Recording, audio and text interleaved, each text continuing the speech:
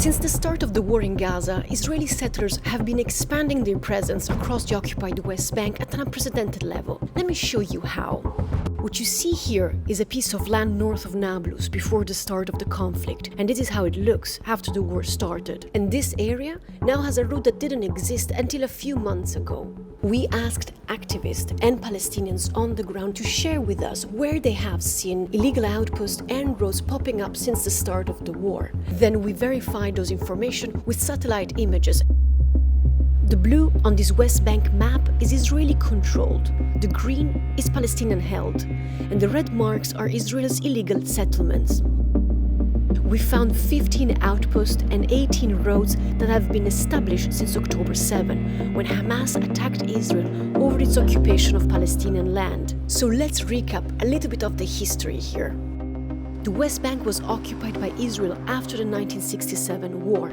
Since then, Israeli civilians established more than 160 settlements. These are illegal under international law, but not according to Israeli law.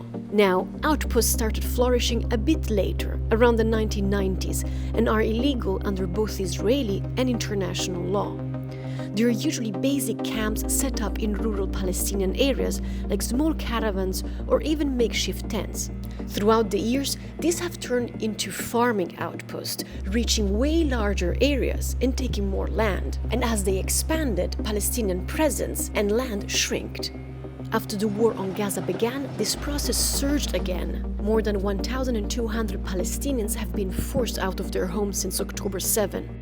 Satellite images show that outposts built in the first 4 months of the war are scattered across the entire occupied West Bank. They also show roads linking outposts to other Israeli-controlled areas, such as farms or settlements, or roads that cut through Palestinian private land that Palestinian farmers and herders know are dangerous to cross.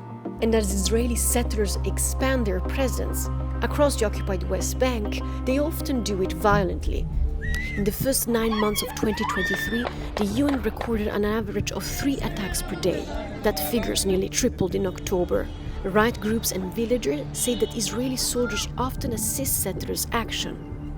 Al Jazeera reached out to Israeli authorities to ask about these 50 new outposts and roads. They said that they act regularly against any unlawful construction, but they failed to respond when asked why these outposts were still there and why Israeli soldiers backed and support Israeli settlers' violent attack.